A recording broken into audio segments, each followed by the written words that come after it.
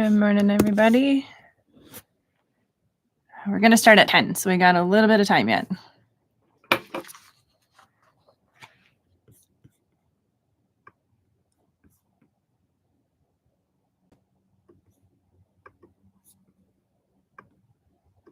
I hope everybody's doing well. Let's see if I can get my screens here. It's just me today, so you guys have to bear with me.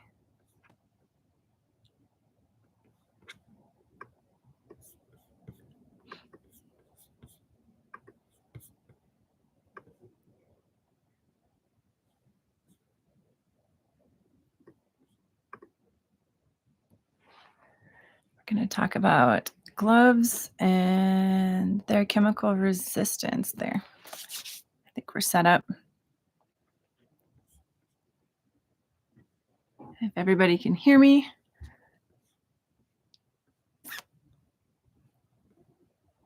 That's good. Okay.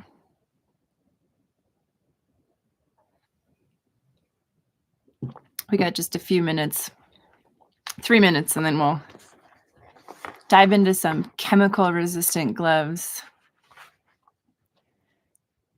Make sure we're up and running.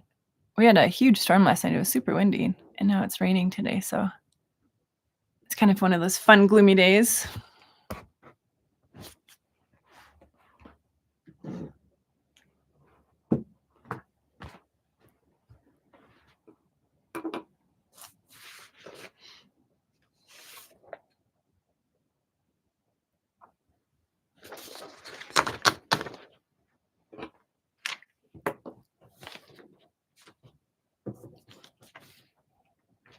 I hope everybody had a good Halloween.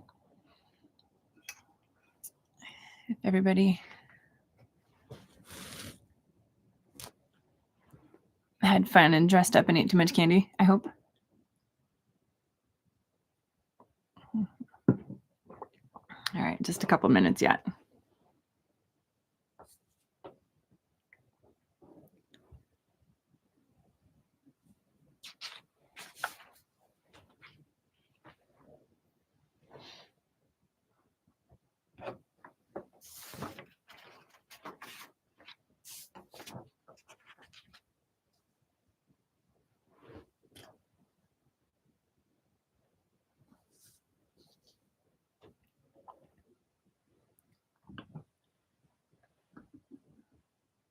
All right, we'll wait. We'll wait about another minute and a half here till 10. Well, we're in California, so I'll wait till 10 o'clock my time, and then we'll get started.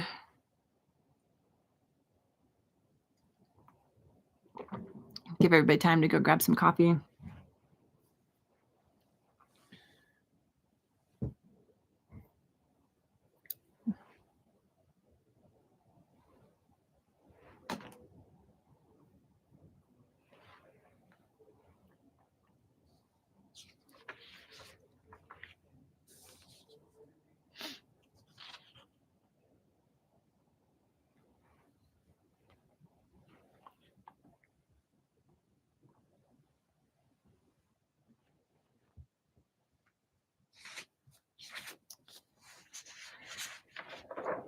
All right, we're about ready.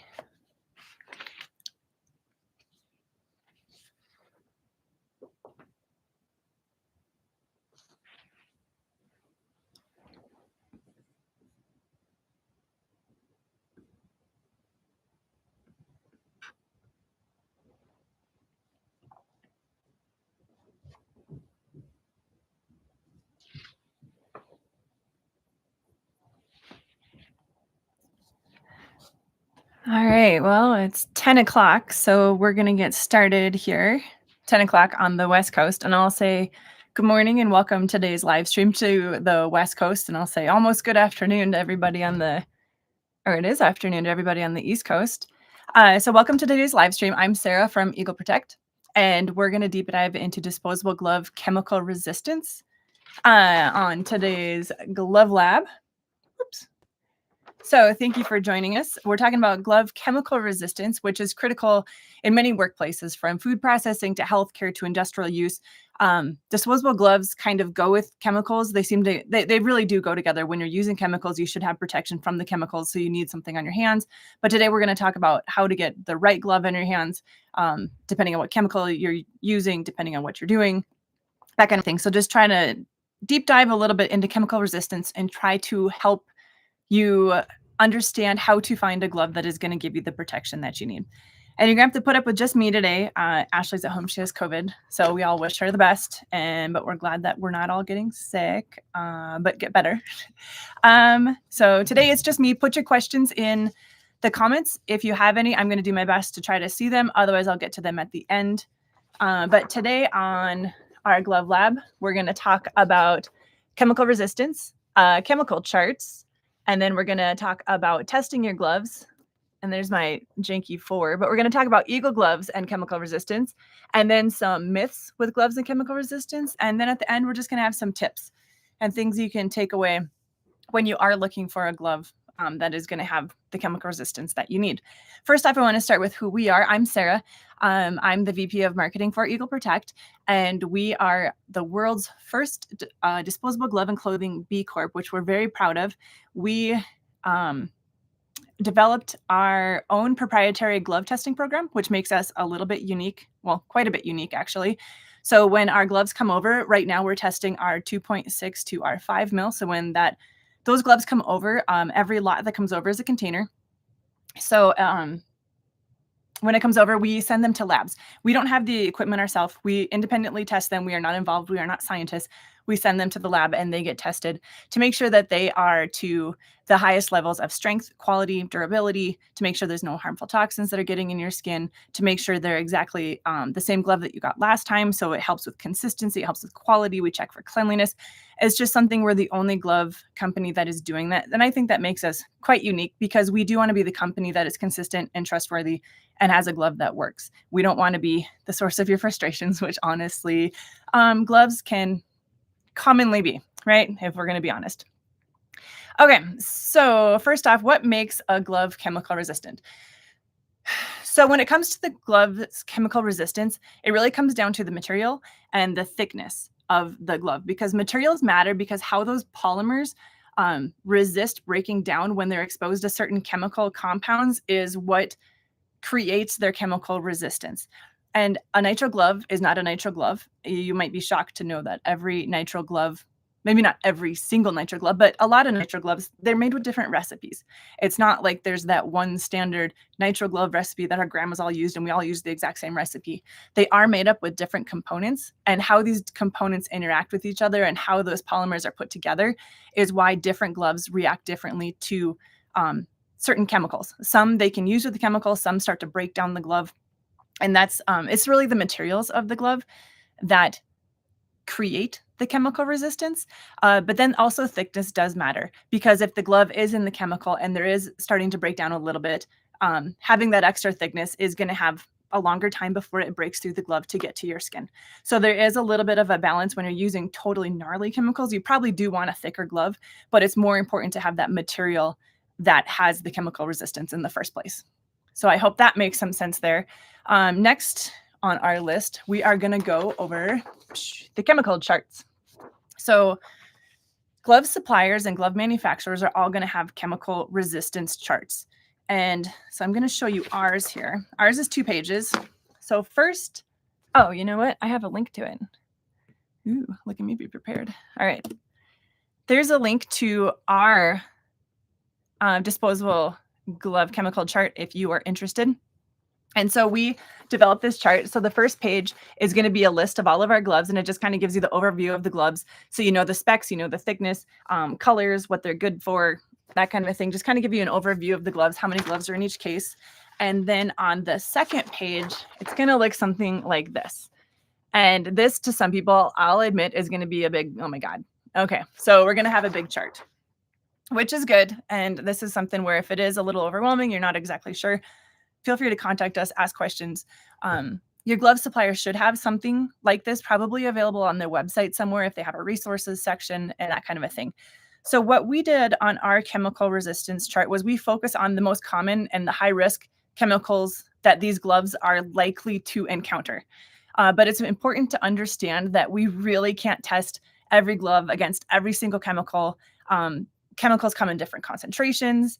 We just can't test against everything out there. So what our chemical resistance chart does is it shows you chemicals that we have tested these gloves for, and we know the results. So if you look at it down in the corner, you can see here there's a little, I think, what would you call it, a key? Okay, so if it's a dark blue, the glove is recommended for use with this chemical. It's going to be a good option. It's going to have good resistance to it, and it's going to hold up well. And then we have a lighter blue. The medium blue is limited use, which means that you can use the glove for this chemical, but you shouldn't be using it for extended periods of time or highly intense tasks. So if you're doing something that has a lot of scrubbing, a lot of aggression, some torque on there, something that's really hard on the glove, you maybe want to be more cautious in this area.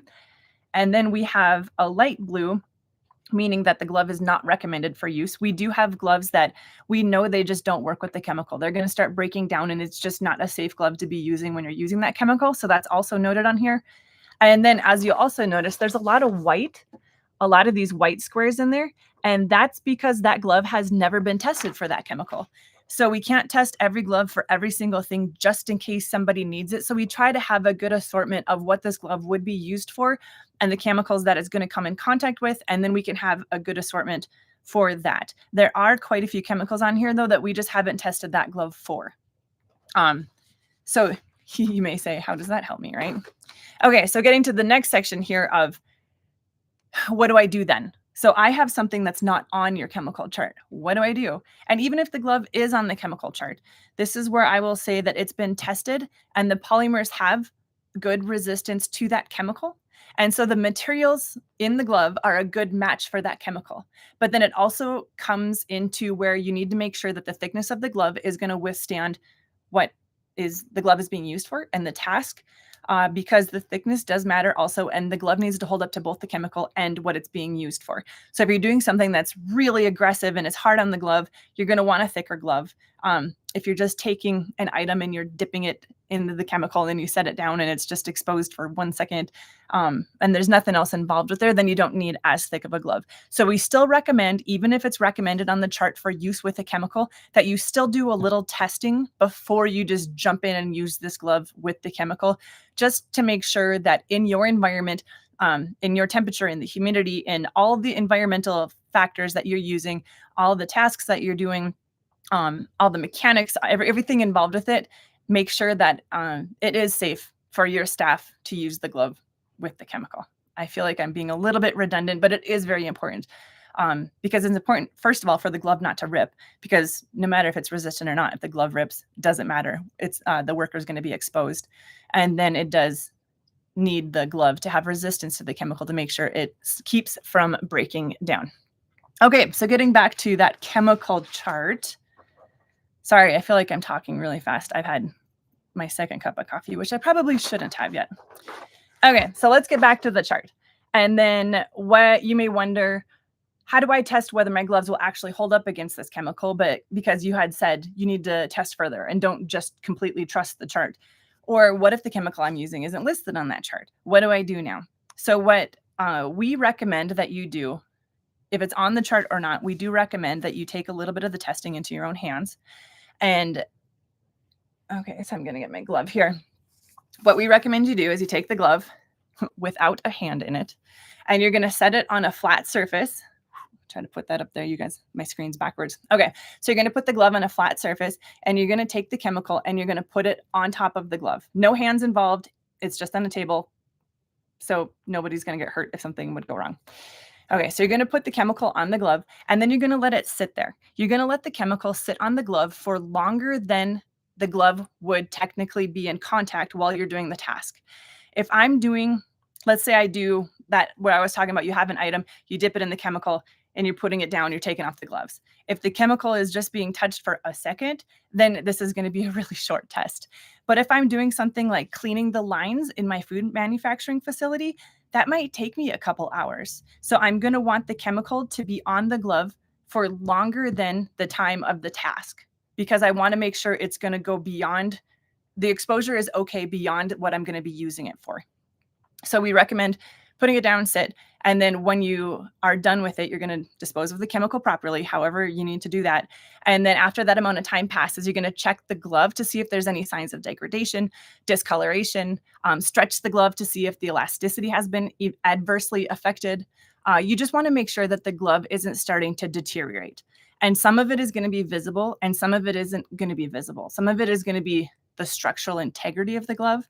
And that's why stretching the glove a few times, seeing if it's bubbling, seeing if it's rippling, if it does rip, that kind of a thing. Make sure that you test the glove physically as well as visually to see if the glove is going to be a good option.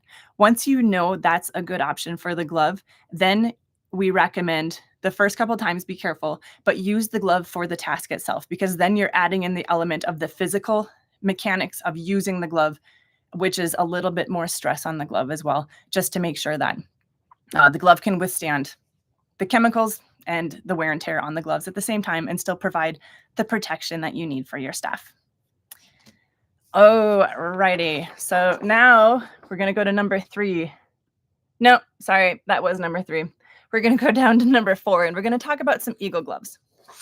So Eagle gloves are what we know because it's what we do. We can't really talk about other gloves. We do get people commonly going to our website, and asking us if they can use a glove for a chemical. And honestly, we've never tested other companies' gloves for their chemical resistance, and we just can't talk to them. We don't know how they're made. We don't know what they're made of, that kind of a thing. So all we can talk about are our gloves and how they react to chemicals. So everything that we know is on our chemical resistance chart. If you talk to us, sometimes if we go to the manufacturer, they have tested gloves for something other than what we have on our chart. And it's just something that that knowledge evolves over time. So it is something you can check with us. We can always go to the manufacturer and double check on these to make sure maybe there is something else we can add to the chart. We can update it, that kind of a thing. Chemicals are always a little bit of a work in progress. I don't know what that saying is. A work in progress. I think it's progress. Okay, so let's talk about Eagle gloves. And first off, I have some here. This box I dropped. Sorry, they don't usually look like this. It's a little crinkly. Okay, so when it comes to our gloves, we have 2 gloves, our Sensitive and our Derma 2s. These 2 gloves have been specifically lab tested for fentanyl and xylazine, which are synthetic drugs, which are pretty intense, gnarly drugs on the market today. Well, not that I would know, but I read about it. So those have been tested for fentanyl and xylazine and gastric acid protection. And these are really, I hate to say they're common, but they are pretty common chemicals that the public safety sector, if it is law enforcement, if it's jails, if it's corrections, if it's EMS, if it's hospitals, things like that could come into contact with. So with that, it's first off, you want to make sure the glove has protection for them, but then you also want to make sure you have a strong enough and a durable enough glove. The glove isn't going to rip. The glove rips. Protection is null and void. So our gloves, when it comes to the fentanyl resistance, we also have our blue 52s and our visibles are also, the black visible. We haven't tested the other colors. So we know the black visible has fentanyl protection. And the fentanyl protection that we do, we specifically lab test it, like I said, for the specific drug. We don't just infer it because it has a chemotherapy drug resistance. We specifically lab test it. The lab test goes for 4 hours. And so all of our gloves, we know that as long as the glove stays intact, they do have a chemical resistance for fentanyl up to 4 hours, because that's how long the test is. It possibly goes longer than that, but we just don't know because that lab test is 4 hours. So that's what it's tested for. Another couple, we usually work with the food processing sector. So going into that sector, these might be some of the chemicals that maybe you're a little bit more familiar with. So when it comes to acetic acid at a 10% concentration, it's actually used, fun fact, for a preservative and for cleaning and disinfecting, which to me is an oxymoron that it can be in the food, but then it also like cleans. Maybe we'll have to have a glove lab on that someday and have a guest here explain. I'm not a chemist or a physicist or any kind of scientist. But when it comes to that, our Fine Tough is a glove that is recommended for use with acetic acid, which is something common in the food processing industry. The next one to mention is hydrogen peroxide at 30%. This is something we're all very familiar with. We all were young. We all fell down. We bumped our knee. You put the hydrogen peroxide on it, it bubbles, and we all scream our head off, right? And it hurts so bad, but it helps. It cleans. Well, in the food processing industry, similarly, it is used for sanitation. And for hydrogen peroxide, our 3 mil up to our 6 mil visible is good to use with the hydrogen peroxide. And the rest of our gloves, the rest of the line of gloves, are okay for a limited use. And this is where I'm talking about where they're okay to use with the hydrogen peroxide, but it's not something that you would want extended exposure with. So it's not going to be something where you're cleaning that line for 2 hours. You're going to be using the 3 to the 6 mil visible versus the other gloves that don't hold up quite as well to the hydrogen peroxide. The next one, okay, you're gonna have to bear with me here. Sodium hydroxide at 40%. It is used for cleaning as well as, fun fact, peeling fruits and vegetables. I guess they use chemicals to take off the peels. I did not know that. So for these tasks, our entire line of nitro gloves is actually recommended and okay for use with this. So that is something where you're not going to have to worry about what glove it is. Then you're just going to find a glove that holds up to the task that you're using and how you're using that chemical. Next, we have sodium hypochlorite from 10 to 13%. And all of these that I'm mentioning, they are on the chart as well. But the sodium hypochlorite is a major chemical used in sanitizing food contact surfaces. And this is super important when it comes to food manufacturers and the food processors. They clean their lines, they clean everything that comes in contact with the food. So food contact surfaces are anything that the product we eat in the end is going to come in contact with. So that could be the line it's on, the bucket it's in, the bowl, the knife, it could be your spatula, it could be a spoon. Anything that's going to be touching the food during production is a food contact surface, and this is something that would be used to clean that. So the sodium hypochlorite, since it's commonly used, this is something that our fine tough derma and our sensitives, so our little bit thinner gloves, are recommended for use with this chemical. And yes, so it's all on here. I put the link in the chat in case you want to have our chemical chart. But then I also want to say that not all gloves are great for chemicals. When it comes to, let's say, okay, I'm going to say this wrong, isopropanol, it's rubbing alcohol, right? So, but isopropanol at 70% is the rubbing alcohol, the same that's underneath my bathroom sink and I use for cleaning. It's basically, it's the same as the rubbing alcohol. But because of the chemical structure of nitrile, isopropanol is actually really hard on nitrile and it starts to break down the glove. So this is something, it just seems like, I don't want to say it, a lighter chemical or like less scary because I have it in my house, but it's just something because of how the polymers are and how that chemical reacts to the glove. Nitrile gloves aren't great for actually using with isopropanol. And that is something that we have to warn companies also, because there are food manufacturers that use sanitizers on the gloves. They want their gloves to be clean because the gloves are touching the food. We love it. We agree. We do Delta Zero to make sure that they're clean and they're not going to contaminate the food. Some manufacturers have the glove station. I put on my gloves and then they have a hand sanitizer. So I put the hand sanitizer on and then I'm rubbing it all over my gloves. Well, the hand sanitizer is probably going to have some of that isopropanol in it. Isopropanol is really hard on nitrile gloves and it can start to deteriorate the gloves. It may actually increase or aid in having glove ripping. So if you are having glove ripping, this is something maybe to look at and just get a glove that has been tested and you know it's not going to contaminate your food. And then you don't have to use the sanitizer on the side. So like I said, you can find this information on our chemical resistance chart. If the glove has that blank square, we just haven't tested it yet. So that's something that we would just recommend that you do your own personal testing before you're putting your hand in it and dipping it in the chemicals. We want everybody to be safe. All of our gloves are made to really high quality control standards. But like I said, it still doesn't mean that they're going to withstand every chemical. It isn't. What matters is the chemical and the material makeup of the ingredients of the glove for how it's going to react to the chemical. I can't just say, ooh, I bought a good glove, it's going to work with every chemical out there, because it doesn't. I want to touch on our Delta Zero because that is what makes us a little bit different. We do third-party tests a range of our gloves when they come to the United States. The container gets here, send them to the lab, let the people smarter than me test the gloves to make sure that they're really high quality, the performance is there, they're not full of holes, they don't have the chemicals, that kind of thing. So when it comes to Delta Zero, sometimes we get the question, does your Delta Zero test for chemical resistance? So when we're sending our gloves to the lab, are they testing to make sure that they're still resistant to these gloves? Is this like a something that you're double checking? And of course, I'm going to give you the totally vague gray answer of like, yeah, yes, but no. Um, so let's dive into that a little bit. So when our gloves come over, one thing that we do test in Delta Zero is to make sure that the glove ingredients haven't changed. We make sure that they're consistent. We make sure that they are the same. They haven't changed. You're going to have a consistent glove. So what that means is when the glove initially, when it was first created, was sent to the lab to be tested for a glove, let's say, oh, what's a pretty good one here? The sodium hypochlorite. I'm going to act like I'm a physicist now. So we sent it to test it for sodium hypochlorite. We got those results back. When our gloves come over for Delta Zero, we make sure none of those ingredients have changed. And if the ingredients haven't changed, then we know the chemical composition of the glove is the same, the polymers are the same, and it's going to have the same chemical resistance.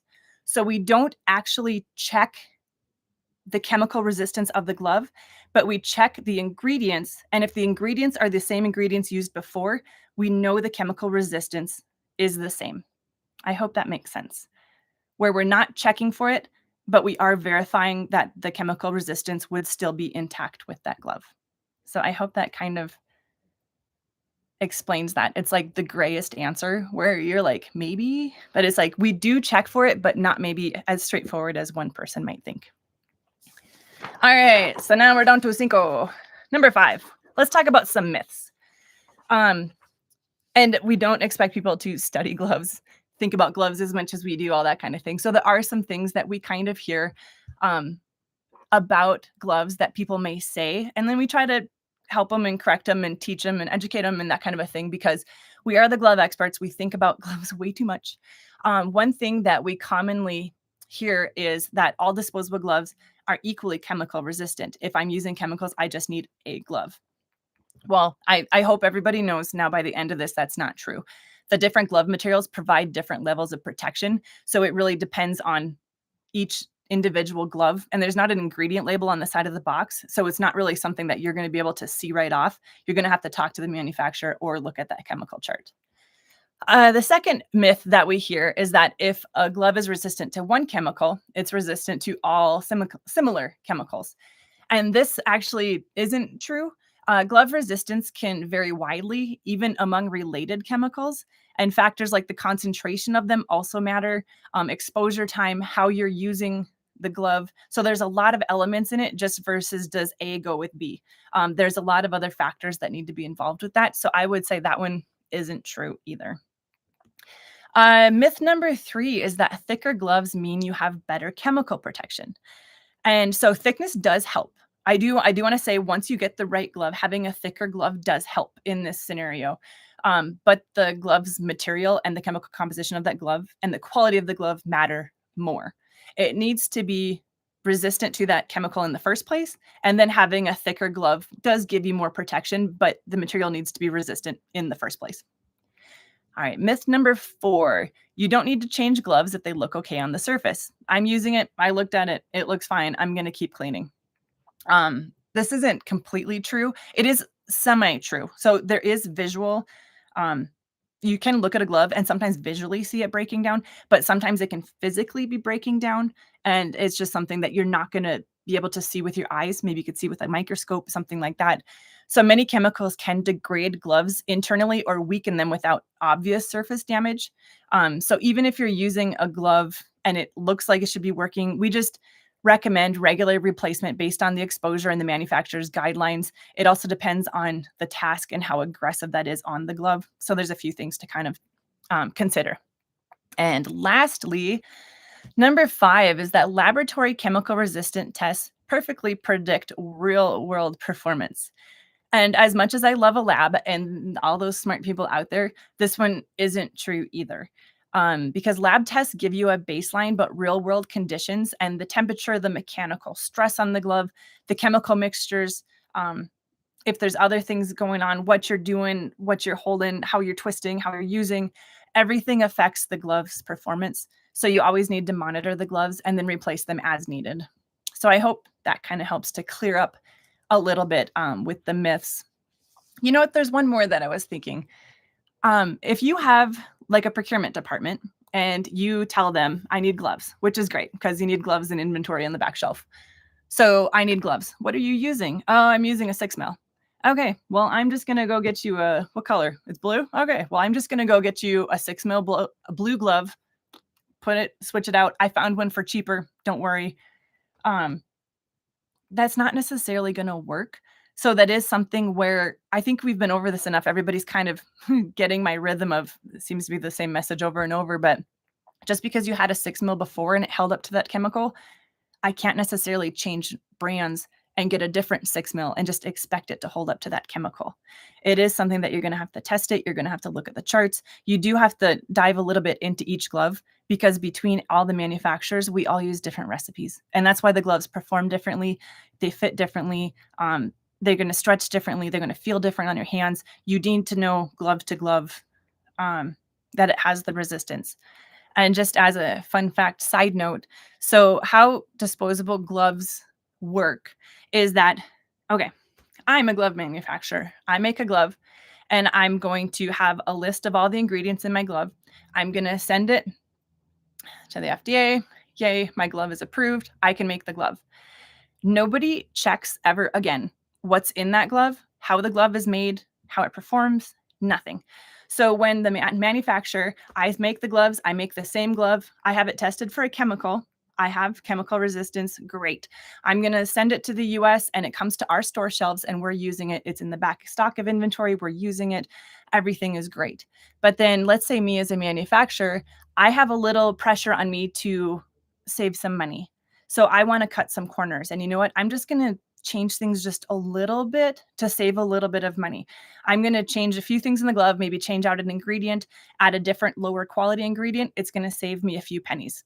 Nobody's ever checking again because my glove had been approved. So I'm going to make this glove with a slightly different recipe and I'm going to send it to the US. It comes to the US and we all assume it's the exact same glove we had last time with that chemical resistance. But if they change anything in that recipe, technically they're supposed to resubmit the paperwork to get a new chemical resistance certificate for it. But it's based on the honor system. And I'm the person that likes to think the best in everybody. And I would like to think that, okay, if you change something, they're going to get it recertified, everything like that. But it costs money and it's all in the honor system. Nobody's double checking. There's just that little bit out there where it would be really nice if there were a few more rules in place, honestly, to kind of safeguard against this. And I don't want to be the negative Nancy, but there's just the situation for someone to cut corners exists. And since that environment exists, that's why we created Delta Zero. So when our gloves come over, we trust our manufacturers, but for the sake of our customers, we feel it's our duty to do our due diligence and make sure that glove has not changed, which means the chemical resistance that you expect to be there is there. All right, so lastly here, we're going to go down to the bottom and we're going to talk about some tips. Okay, so this is kind of just a recap of what we talked about. You want to always verify glove resistance for your specific chemicals. Don't assume that one glove is going to work for everything. Also, remember the glove integrity depends on the exposure time and the chemical concentration and how you're using gloves. And even if it is resistant to the chemical, it's not going to last forever in harsh chemicals. They're not indestructible. It can hold up to harsh chemicals, but it's not going to sit in there for 4 days and just have no effect whatsoever. All right, and consider your glove thickness. Don't reuse disposable gloves that have been exposed to chemicals. They are disposable gloves for a reason, so we can throw them away, get a new one. And if you're unsure, just ask. Ask your glove supplier. Ask us at EcoProtect. We'll do the best we can to help you. We can help you best with our gloves. But if you do have general questions, we can maybe lead you in the right direction of where to find the answers that you need. We're here to help. So if you have any questions, go to our website, go to our social media, reach out, ask any questions that you have. But that wraps up today's episode of the Glove Lab about chemical resistance, which now everybody's just super stoked on, I'm sure, and you're going to go tell your friends, which would be great. But anyway, if you give us a like, give us a follow, it helps everybody out. Oh, thank you. I never knew that about nitrile gloves and hand sanitizer. Sorry, I'm not good at reading the comments. Yes. So that is something where we don't like to tell people it's like you're doing it wrong, but there is a way to do it better. It can break it down a little bit. So it is something to know. All right. Well, thanks for joining me today. Everybody stay safe out there. Get the right glove for the right chemicals. And join us next month for our live stream. Save the date. We're going to be meeting on Wednesday, October. Oh my God. Is it November now? Okay. So anyway, we're meeting in December. On December 3rd, we're going to have another live stream. And if you follow us on our social media, we'll be posting when the link is up and ready, and then you can go there and set the reminder. Otherwise, if you follow our YouTube channel, you'll also get the alerts, so you know that when we have things scheduled. And then you can come back and see us next month. But in the meantime, it was great to see you all. It's Wednesday. Have a great rest of the week, and we'll talk to you soon.